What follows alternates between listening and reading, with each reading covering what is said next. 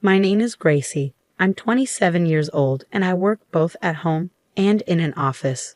My husband, Aaron, is the same age as me. He loves his mother a lot, but his mom, Eliza, tends to be quite mean to me. Even though our marriage has had its problems, we just celebrated our second anniversary and I'm proud of how I've managed to handle everything. Work has become my way of relaxing. Because of this, I've been getting promoted frequently, which is rare for women. Right now, I'm on a business trip traveling around Europe for meetings. I'm currently in an important meeting. During the meeting, my phone, which was on silent, started vibrating. I thought it might be an emergency because I had 2 missed calls. When I checked my phone, I saw that the calls were from my mother-in-law, Eliza. What's going on? I thought, worried that something might be wrong. I quickly decided to call back. Just as I was about to leave my desk, Eliza called again. "Hello, Gracie. Where are you?" she asked, sounding annoyed. I picked up the call and wasn't happy with the tone of her voice. Maybe I shouldn't have answered this, I muttered. "Hi, Eliza. How are you? Is there something urgent?" "Why aren't you answering me? I asked where you are," she said, sounding impatient. Even though her attitude annoyed me, I was in the middle of an important meeting and didn't want to argue. So I said softly, "Sorry, didn't Aaron tell you? I'm in a meeting on a business trip. Can I call you back when I'm done?" Of course, Aaron told me. "What are you doing, leaving your house and husband alone? Come back home right now," Eliza demanded, with her usual sudden and unreasonable request. "I'm sorry, Eliza, but I'm in an important meeting and I can't just..." I started to explain, but she cut me off. "You're so bossy, even though you're just Aaron's wife. I don't care about your excuses. Just come home right now. Today is very important. Do you understand?" "What? Today is important?" I asked, surprised. Eliza finally admitted, "We're celebrating my 60th birthday today." She said this in a smug tone. I remembered her birthday was supposed to be at the end of the month. I was surprised to hear it was today, especially since I was on a business trip. My husband and I had already planned a special dinner for her birthday at a nice restaurant. I was fed up with Eliza trying to boss me around again. It seemed like she was getting worse every year, especially when she knew I was busy with important work. I told her, "As I've mentioned, I'm on a business trip, so I can't come home." "Oh, that's funny," she said. "I called Aaron earlier, and he said he'd take a day off for me. All the relatives will be there. But you, Gracie, always working. You're so cold. How do you feel about your husband's family?" I knew if I listened to her much longer, her sarcasm would just continue.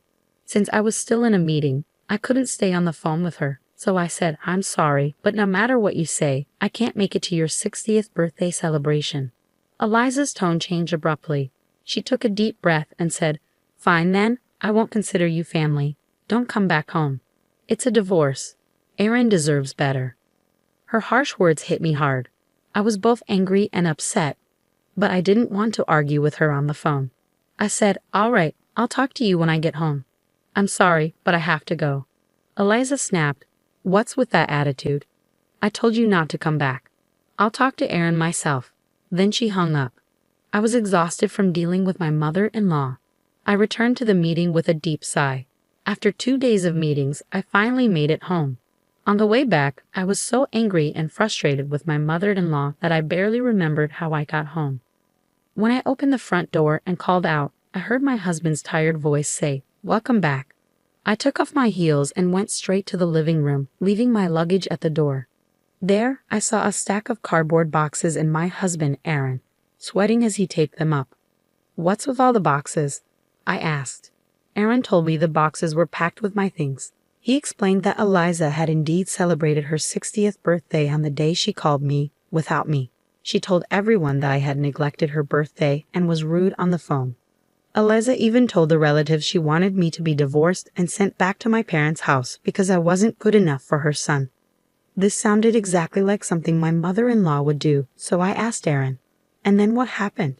Did your mother tell you to get a divorce and you agreed to it?" "No, I didn't exactly agree," Aaron said. "But she told me to pack up your stuff and I didn't have much choice. What could I do?" He stopped taping up the boxes and spoke in a tired voice. "What do you mean? You didn't argue with your mother? Does that mean you're okay with the idea of getting a divorce?" Aaron explained that his father, Alex, had also told him, if Eliza's upset, it'll be tough for you, so you better do what she says. So Aaron went along with the divorce. I couldn't believe he was accepting the divorce so easily. What is wrong with Aaron's family? His father is controlled by his mother, and Aaron blindly obeys her too. It felt like no one was on my side. When I was at a loss for words, Aaron said, "What my mother says is final. It's only until she calms down and things settle. This divorce isn't real. I'll come for you when things are better." He looked at me with pleading eyes. I wish he would show that kind of pleading to his own mother. How could a grown man like Aaron be so afraid of his mom? I thought, there's no saving this. I almost felt ashamed, questioning what I ever saw in him. But then I realized maybe this was an opportunity. Staying with Aaron would only mean more torment from Eliza, always pushing me toward a divorce. Maybe it was actually lucky to get a divorce from him without much hassle. I could support myself just fine. Even if I lived alone, I wouldn't lack for anything. Suddenly, everything seemed clearer. I looked at Aaron and said, "Fine, let's get a divorce." Right after that, I called Eliza. After 3 tries, she finally picked up. "Hello," Eliza answered. I said quietly, "As you wish, we're getting a divorce." Eliza, sounding triumphant, replied in a bouncy tone, "Yes, please, leave. Finally you realize you're not good enough for Aaron." I'm so relieved. "Don't worry, I'll find him a new wife who's obedient, pretty, and nice to her in-laws." She continued, "I'm sure Aaron will be popular. I'll take care of him until he finds his next wife. So don't worry about that." After she finished with her sarcasm, I told Eliza, "Well, don't misunderstand me, Mother." Eliza, still in a good mood, responded, "Oh, you're just a sore loser. Don't worry about me. Oh, and Gracie," she added, "I got the divorce papers from the city office and gave them to Aaron. Don't forget to sign them." Then, without another word, she hung up. Aaron, who had been listening to my conversation with Eliza, looked relieved. I thought, is Aaron really that clueless? I asked him, "By the way, does your mother know you're a full-time house husband?" He replied, "How could I tell her that? My mother is obsessed with the idea that I'm a high-ranking employee at a big company." He said this with a firm tone. "Oh, right," I said. "Now that I think about it, you've never been honest with Eliza. You always wear a worn-out sweatshirt at home, but you change into a suit whenever you go out to see her. You also pretend not to be home when she calls, making her think you're at work." Eliza had boasted at her 60th birthday party that Aaron was such a devoted son he took time off just to attend her celebration. She also mentioned that with his status, he could easily find a more obedient and attractive wife than me. I'm sure the truth will come out once we're divorced. But Eliza, who believes her son is perfect, would never expect that Aaron had actually quit his job at the major company.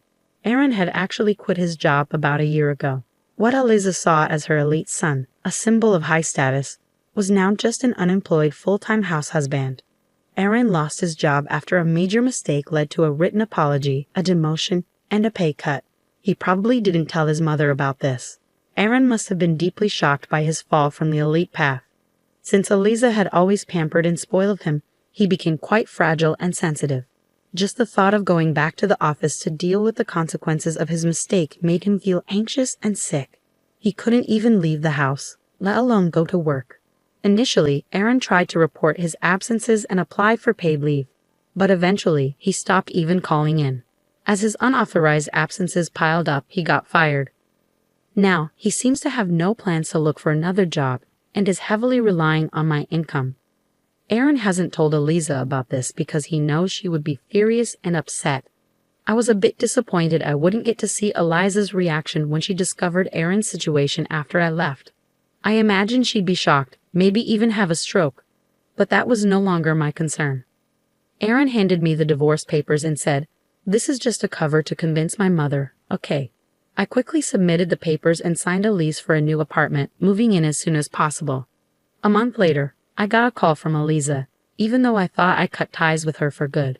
Curious about what she wanted, I answered, "What do you want now? Aren't you happy to be rid of me?" I said with a hint of sarcasm. Eliza replied, "You're still the same. Just listen to me." She continued in her usual tone, talking about Aaron. After I left, Eliza had visited Aaron's apartment several times to help with chores. Each time she found him just lounging around in his room with no sign of him going to work. Since he didn't seem sick, she asked me if I had any idea what was going on.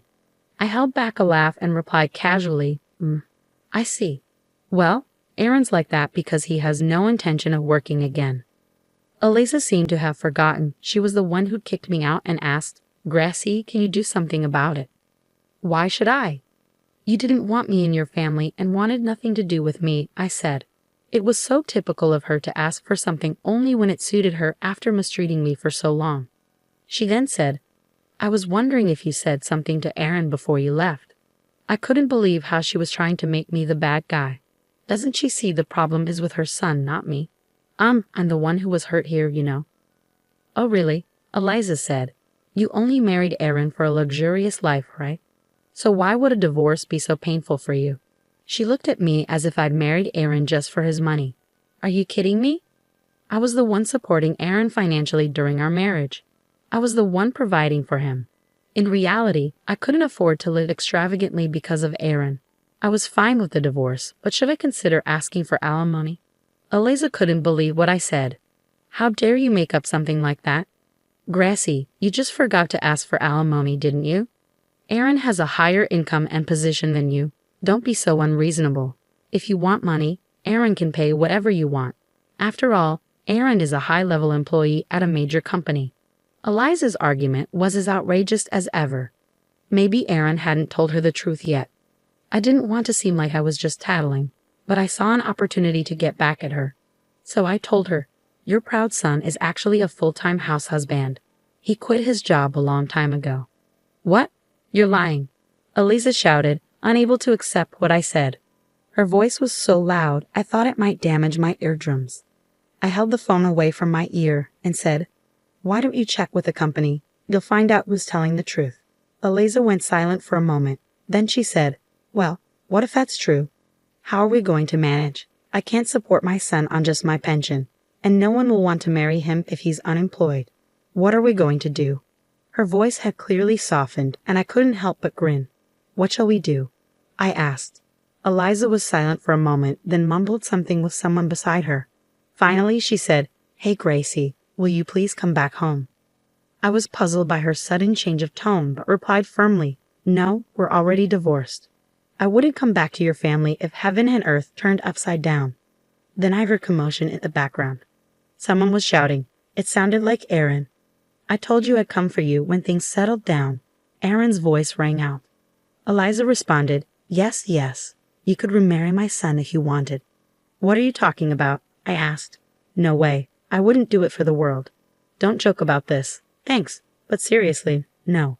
I made it clear to Eliza that I wasn't interested in getting involved with her son or dealing with any more toxic relationships. I wanted nothing to do with someone who adored his mother too much. I did what you asked me to do, so please stop changing your mind, I said. Eliza replied, But there's a bit of verbal sparring here. It's not like you should take my words so seriously. You've been talking back to me with a nonchalant attitude, haven't you? I didn't think you'd actually go through with divorcing my son. It seemed she hadn't expected me to reject her offer so firmly. In response to Eliza's bitter excuses, I said, Well, I was just putting up with it. Besides, Aaron packed up my things and kicked me out without consulting me. I let out my frustration, listing everything she had done to me. You see, that was just a prank, she said. A prank? It's worse than that, I said, feeling completely fed up. There was nothing more to say. I glanced at my watch. It was nearly 1 o'clock. My lunch break had been wasted on this pointless conversation. Ah, Eliza, are you done now? I asked. What, Gracie? What did you say? She replied, her voice still annoyingly sweet. Did Eliza really think a sweet voice would get her a good answer? Knowing I wouldn't meet her expectations, I said, I'm going to hang up now. I have another meeting in a few minutes and need to review some documents. As I started to disconnect the call, Eliza kept insisting, Wait, Gracie. Hey, Gracie, say something. I could hear her shouting, and she also scolded Aaron, saying, You didn't handle this right, and look what happened. It was clear that Eliza blames everyone else for her problems. I was so fed up with her that I ended the call and blocked her number. Afterward, Aaron tried to contact me constantly. Seizing the opportunity, I asked my lawyer to pursue alimony. Aaron's family, probably nervous about legal action, quickly paid the alimony in a lump sum. It seemed my ex-parents-in-law advanced the money. Because of this, Alex and Eliza were constantly irritated with Aaron, telling him daily to find a job and work, which Aaron was fed up with. The former Elites had fallen far from their previous status. Aaron ended up moving back to his parents' house because he couldn't afford his apartment rent. He blamed his parents for his divorce and was now draining their pension and retirement savings. Like mother, like son, they blamed each other for their problems and refused to reflect on their own actions. They were even planning to apply for welfare soon. I hope the government will help them realize that they can't continue their selfish ways. As for me, the proposal I made during my business trip was accepted, leading to a major contract being signed. I was promoted again, received a higher salary, and now enjoy a rich bachelorette life, free from in-laws' torment and financial dependency on a family member. If I ever consider marriage again, I'll definitely do a thorough background check to avoid any mama's boys or crazy in-laws.